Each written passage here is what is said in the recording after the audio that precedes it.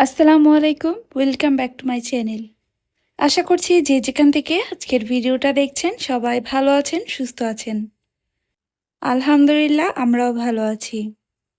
আবারও চলে এসেছি নতুন আরও একটা ভিডিও নিয়ে। আশা রাখছি আজকের ভিডিওটা আপনাদের ভালো লাগবে। সকালেই দেখলাম বারান্দায় খুব সুন্দর রোদ চলে এসেছে। তো ঘুম থেকে উঠেই হালকা পাতলা নাস্তা বানিয়েছি। এরপর আমি এই তো মরিচগুলো নিয়ে এসেছি রোদে দিব। আসলে ফ্রিজে রাখতে রাখতে প্রায় অনেক দিন হয়ে গিয়েছে, খেয়ে শেষ করতে পারছি না। এই মরিচগুলো যেহেতু প্রচুর পরিমাণ ঝাল, দেখা গিয়েছে ২-৩টা দিলেই তরকারি একদম ঝাল হয়ে যায়। তো এর জন্যই কিন্তু অর্ধেক মরিচগুলো পেকে গিয়েছে। ওগুলোকে বেছে আমি আলাদা করে নিচ্ছি। আর এমনিতেও মরিচগুলো আমি একটু বেছে নিচ্ছিলাম। জোর করে রাখতে গিয়ে পচে গিয়েছে, তো সব কিছুই আমি খুব ভালোভাবে ক্লিন করে নিয়েছি। কাঁচা মরিচগুলো আমি একটু ড্রাই হয়ে গেলে আবারও ফ্রিজে রেখে দেব। আর পাকা মরিচগুলো আমি কিছুদিন ধরে রোদ্রে শুকিয়ে শুকনো মরিচ বানিয়ে ফেলবো। এতে করে কিন্তু ভর্তা খাওয়া যাবে। আজকে সকালে নাস্তায় করেছিলাম ডাল, আলু ভর্তা, ভাত। তো এগুলো গরম গরম একদম রান্না করেই সাথে সাথে আপনাদের ভাই আর আমি খেয়ে নিয়েছিলাম। বাবু ঘুমোচ্ছিল। তো ও কিন্তু ঘুম থেকে ওঠার আগে ওর জন্য আমি খুব হালকা পাতলা একটা নাস্তার আইটেম করে ফেললাম। এটা হচ্ছে খুবই মজাদার একটা ফ্রুটস কেক, যেটা আমি অনেক রকম ড্রাই ফ্রুটস দিয়ে করেছি। এটার যদি রেসিপি কেউ চান আমাকে অবশ্যই কমেন্ট করবেন, আমি পরবর্তীতে বানালে শেয়ার করে দেব। আসলে বাচ্চারা অনেক সময় দেখা যায় যে কোনো কিছুই খেতে চায় না। তো তাদেরকে এরকম ১ পিস কেক দিলেই কিন্তু তাদের পেট একদম ভরে যাবে। যেহেতু এখানে অনেক রকমের ড্রাই ফ্রুটস, খেজুর, আরও অন্যান্য অনেক কিছু উপাদান আছে।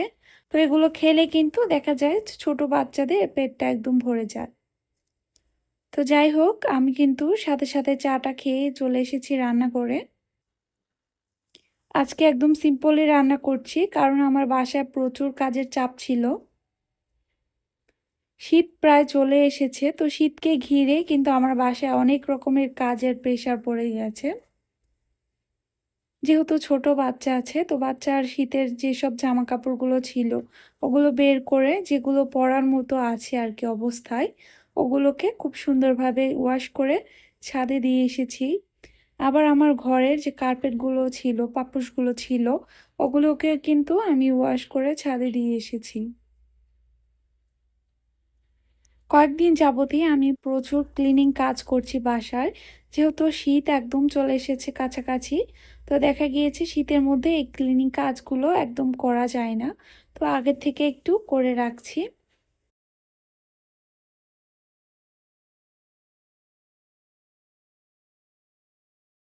আসলে বাচ্চারা ঘুমিয়ে গেলে ঘরটা ক্লিন করা একদম ইজি হয়ে যায়।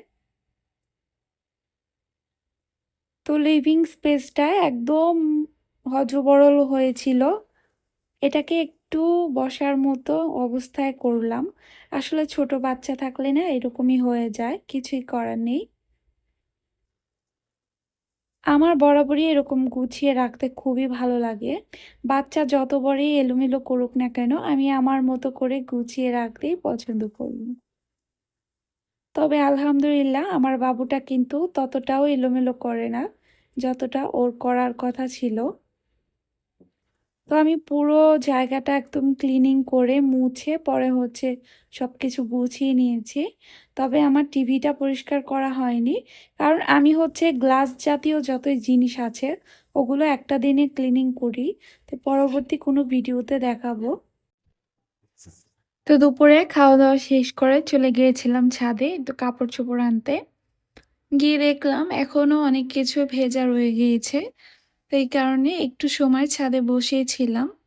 সামনে শীত আসছে, খাওয়া-দাওয়া করে কিন্তু ছাদে গিয়ে বসে থাকতে ভালোই লাগবে। যদিও আমার তেমন একটা যাওয়া হবে না, আমার বারান্দায় এমনিতেই অনেকটা রোদ থাকে।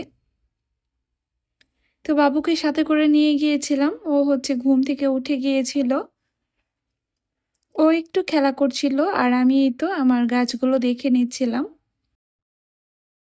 আমি হচ্ছে আমার যে আগের বাসাটা ছিল ওখান থেকে এই ২ টা গাছ নিয়ে এসেছি।